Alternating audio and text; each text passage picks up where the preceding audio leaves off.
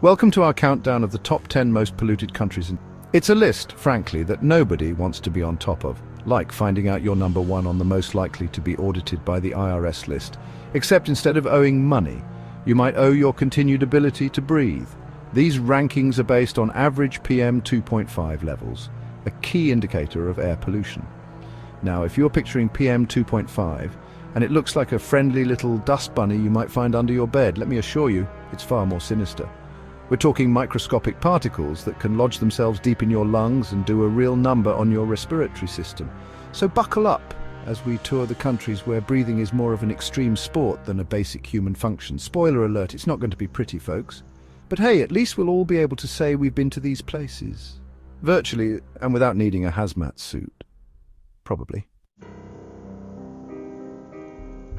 Let's kick things off with a country that, unfortunately, consistently punches above its weight in pollution: India.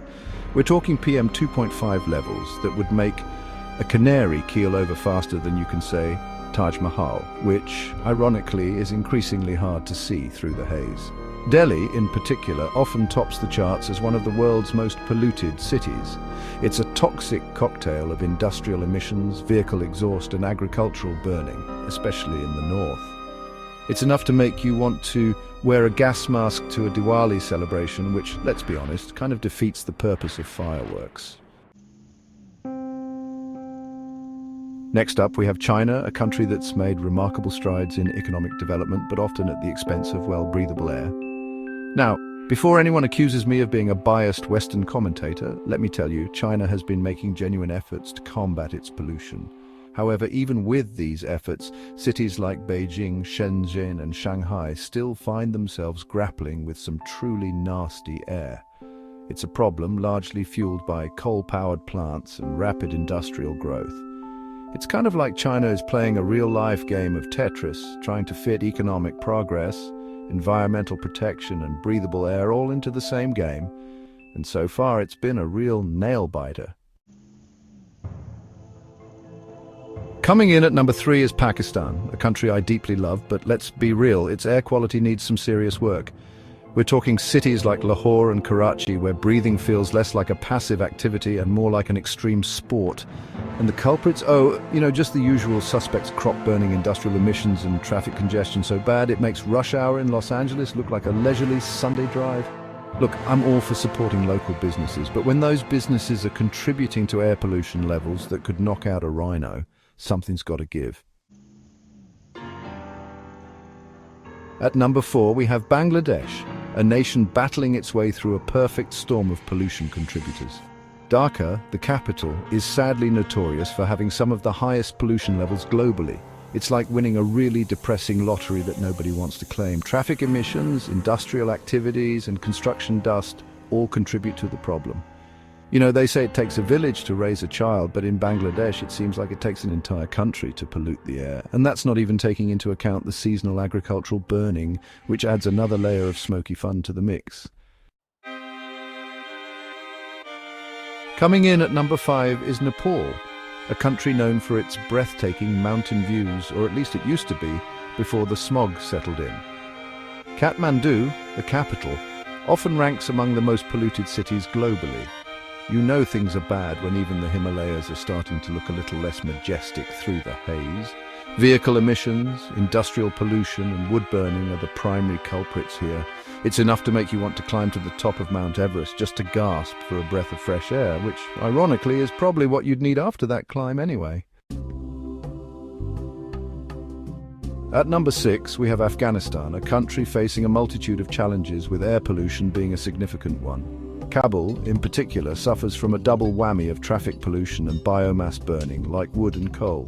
It's a perfect storm of factors, exacerbated by a lack of clean energy infrastructure. It's like trying to put out a fire with gasoline, except the fire is air pollution and the gasoline is, well, more air pollution. It's a vicious cycle, and sadly it's the people of Afghanistan who are choking on the fumes. Coming in at number 7 is Mauritania, where even the desert air isn't safe from pollution. The country is plagued by high levels of dust and particulate matter, thanks in part to its arid desert environment and seasonal winds that kick up a storm, literally. Nouakchott, the capital, bears the brunt of this, with some of the worst air quality in the region. It's like trying to enjoy a peaceful desert sunset, but instead of a picturesque orange sky, you get a hazy brown one. And nobody wants their Instagram filtered by actual pollution, folks. At number 8, we have Bahrain, an island nation where unfortunately the surrounding water hasn't been enough to wash away the pollution. Manama, the capital, and other areas are grappling with poor air quality, largely due to industrial emissions, vehicle exhaust, and those pesky dust storms. Oh, and did I mention oil production? Because, you know, when you're surrounded by oil sometimes, it's in the air too. It's enough to make you long for the days when the biggest concern on a beach vacation was a sunburn, not a lungful of smog. Coming in at number 9 is Saudi Arabia, a country where the abundance of black gold has, unfortunately, led to some pretty brown skies. Riyadh and other urban centers are dealing with poor air quality, courtesy of traffic pollution, industrial activity, and, you guessed it, more frequent sandstorms. Look, I'm not saying that oil money can't buy happiness, but it apparently can't buy clean air either. Which, when you think about it, is kind of ironic, because clean air, that's priceless, folks. You can't just slap an oil well on that. And finally, rounding out our top 10 is Iraq. Baghdad and other cities are caught in a double bind of urban pollution from vehicles and industry. And because the universe apparently has a dark sense of humor, dust storms. Look, Iraq has been through a lot. I think we can all agree on that. But adding severe air pollution to the mix is like adding insult to injury, except in this case, the injury is potentially respiratory failure. It's a stark reminder that even in places facing conflict and instability, environmental issues don't just disappear, they often get worse. Thank you for watching our countdown of the top 10 most polluted countries. I realize it's been a bit of a downer, kind of like watching a documentary about the decline of bee populations, but at least you didn't have to witness any actual bee deaths. Remember, addressing air pollution is crucial for public health and the environment.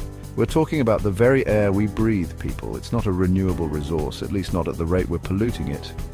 So next time you see someone idling their car for an unnecessarily long time, don't be afraid to give them a friendly tap on the window and remind them that their exhaust pipe is basically a tiny factory of doom. Or, you know, just politely ask them to turn off their engine. Either way, let's try to make the world a little less polluted, one breath at a time.